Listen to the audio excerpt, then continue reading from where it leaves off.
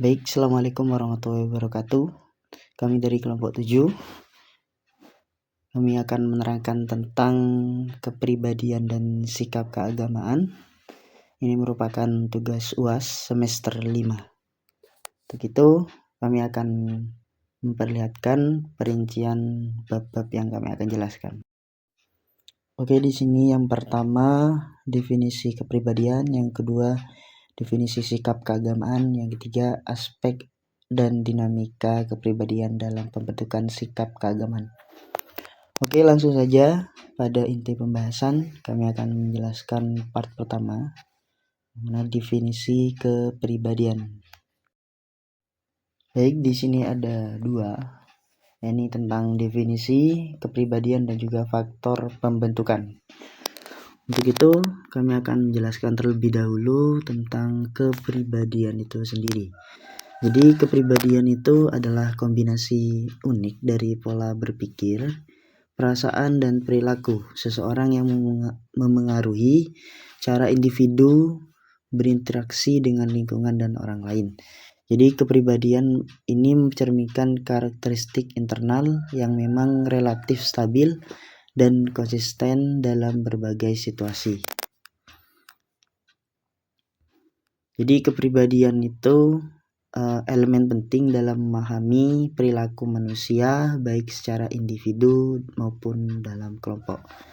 Yang kedua, faktor pembentukan kepribadian atau faktor pembentuk. Faktor pembentuknya dari kepribadian ini mencakup berbagai aspek yang memang mempengaruhi bagaimana pola pikir, perasaan, ataupun perilaku seseorang berkembang. Faktor-faktor ini dapat dibagi menjadi dua kategori, yang mana pertama ini faktor internal atau genetik, faktor eksternal atau lingkungan. Lanjut ke faktor internal.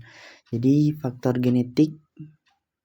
internal ini diantaranya faktor genetik, faktor kondisi biologis, faktor temperamen dasar. Yang faktor eksternal ini pertama lingkungan keluarga, pengalaman hidup, budaya masyarakat, pendidikan, dan pengaruh teman sebaya.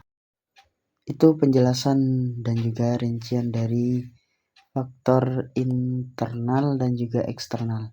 Ada faktor lain yang menjadi faktor pembentuk, yakni faktor interaksi yang biasanya merupakan hasil interaksi antara faktor genetik dan lingkungan. Misalnya, contohnya, seseorang dengan temperamen bawaan yang cenderung pemalu dapat menjadi lebih percaya diri jika dibesarkan dalam lingkungan yang mendukung dan juga memberi dorongan. Jadi, dengan memahami beberapa faktor ini, baik faktor internal, eksternal, dan juga tambahan lagi faktor interaksi, kita dapat lebih memahami bagaimana kepribadian seseorang terbentuk dan berkembang sepanjang hidupnya. Melanjut ke pembahasan kedua.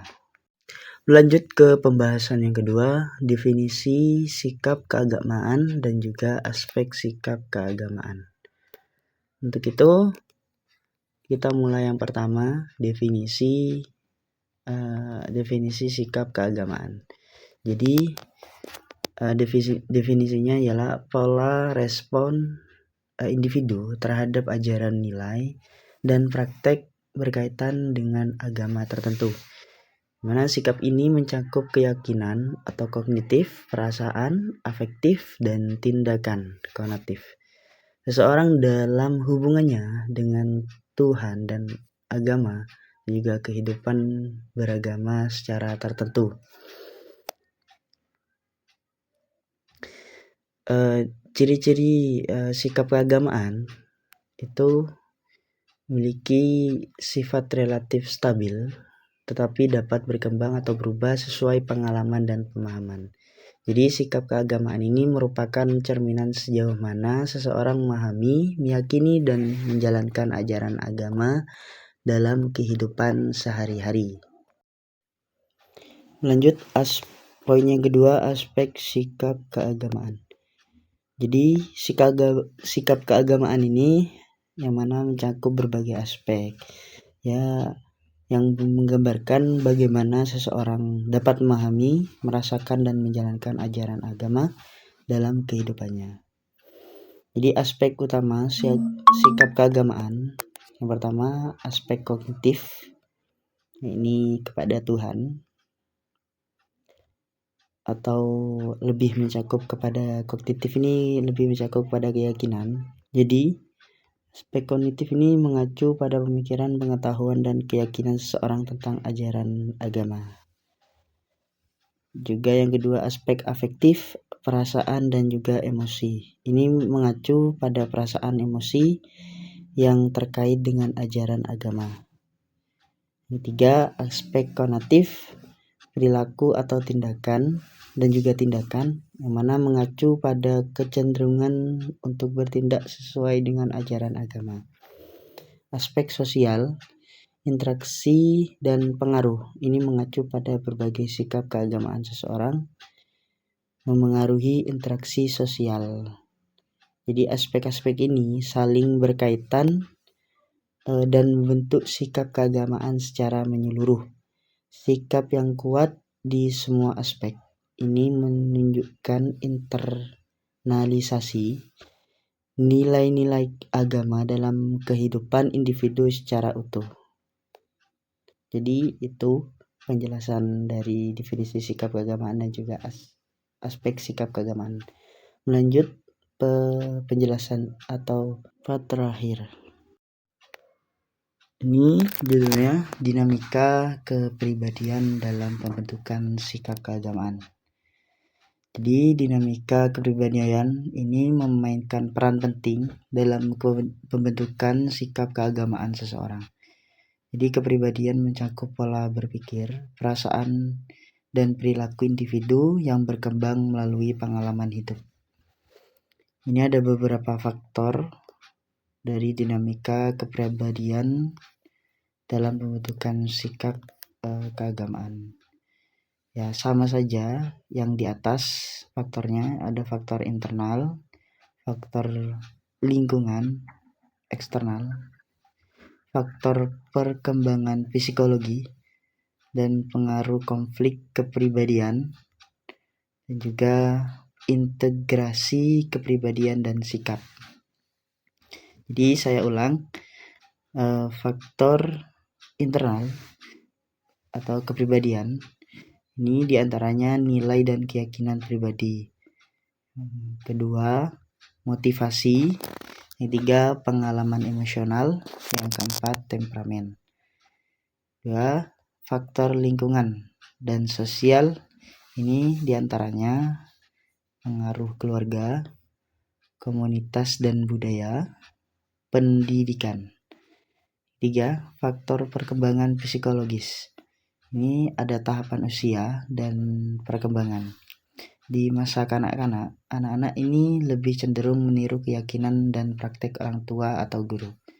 Dalam remaja, fase ini ditandai oleh pencarian identitas yang seringkali mencakup eksplorasi dan peneguhan sikap keagamaan. Di masa dewasa, ini keyakinan agama biasanya lebih stabil, tapi pengalaman hidup seperti pernikahan, krisis, ya, atau penuaan dapat memperdalam atau mengubahnya. Yang terakhir, krisis identitas. Keempat, pengaruh konflik dan kepribadian. Ini ada kognisi dan emosi, dan yang terakhir pengaruh trauma.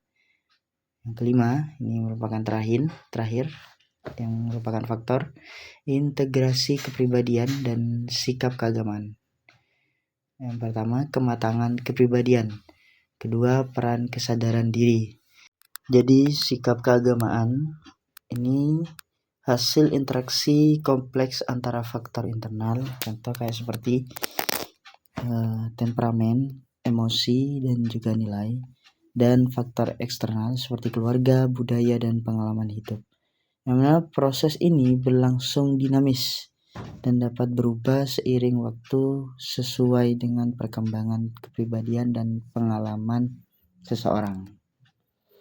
Itu saja yang kami dapat jelaskan tentang judul kepribadian dan sikap keagamaan. Kami presentator Asano Amala mohon pamit dan terima kasih. Assalamualaikum warahmatullahi wabarakatuh.